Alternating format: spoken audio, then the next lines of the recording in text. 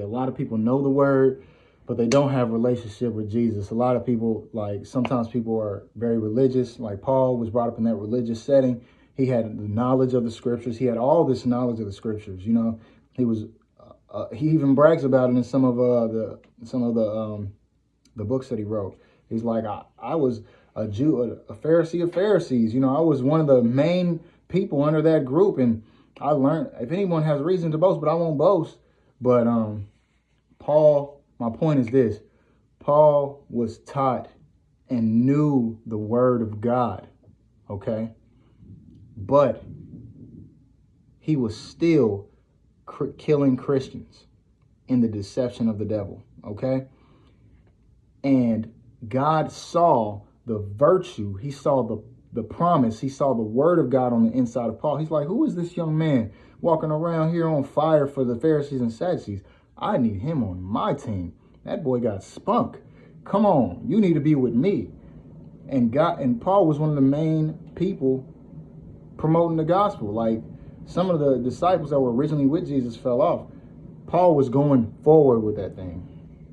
And he was on fire for the Lord. It meant more to him because of the grace, you know, like Jesus really formed a relationship with him and forgave him for everything that he did. And he could not fathom any other way to live his life but to pay back everything that he took. He had the grace factor. To whom much is forgiven, much is received. But my point in all this is that sometimes in religion, we lose relationship and we actually are killing Christians instead of promoting the real gospel. And it just takes a real relationship or a touch from Jesus, a real close encounter with Jesus to set all of the word of God that's in us on fire. And all that we've been taught to gain real meaning and real purpose.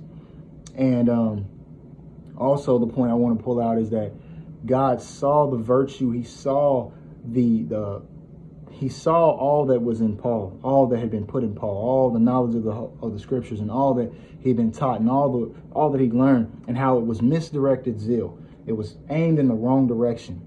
And he saw that worth preserving, okay? And so he struck Paul blind, okay? Made it so Paul didn't know anything. He couldn't, and that's another part is a lot of religious folk just need to go blind. They just need to go blind because it's like Jesus said. He was like, you're in sin. He was talking to the Pharisees and Sadducees. Like, you're in sin because you claim to know that you're right. You claim to be right.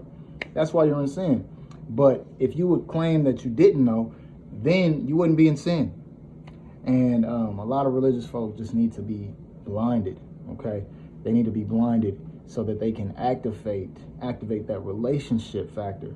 And then everything that they've been taught, everything that they've learned in the word, all the years of study, all of that stuff will all of a sudden gain real pure passion and purpose and meaning.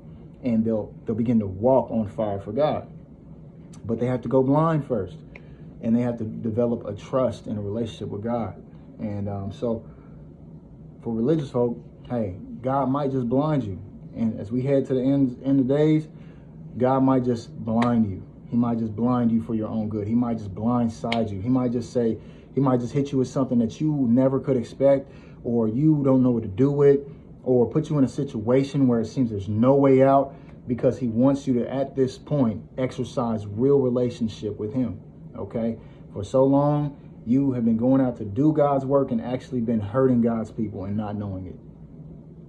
It's the truth, okay? For so long, you've been out here, Mr. Religious, killing God's faithful people who have real relationship to God, who have been walking in faith, who really trust in God.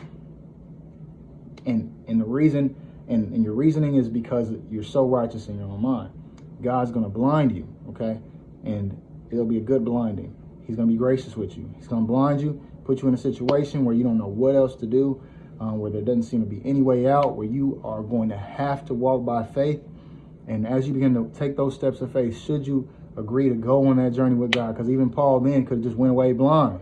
He didn't have to keep taking the steps of faith and knowing Christ for himself and developing deeper relationship. And that would lead him to gain his vision back, but with a whole new perspective.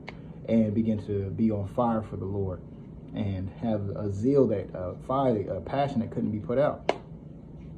But mind you, he would go through a lot of tests and trials, and go to jail, and so much stuff, bad stuff would happen to him as God began to continue to work on his faith, But now he was working and operating in faith. He was working in what he couldn't see, whereas before he was working on basically what he could see, and God had to take away his sight. So that's the other part of the message.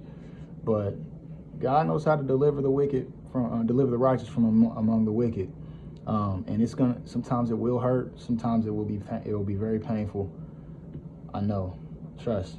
I know. It'll be very painful sometimes, and you just being called out from among people. You know what I'm saying? It's oftentimes it has to be a situation where you don't have any other choice. Because God knows, he knows what you're going to let go of and what you won't. He knows what's close to your heart. He knows the things you'll lay down for him and the things you will not. Okay? And even with you being deliberately disobedient and not letting go of those people you need to let go of, he's mainly concerned that you have his word on the inside of you with that. Okay? So there are people who have the word on the inside of them, but they still are holding on to things that are toxic to the word of God in them. And God's like, nah, come on back here with that word you got in you. I can't let them corrupt and pervert and turn that out.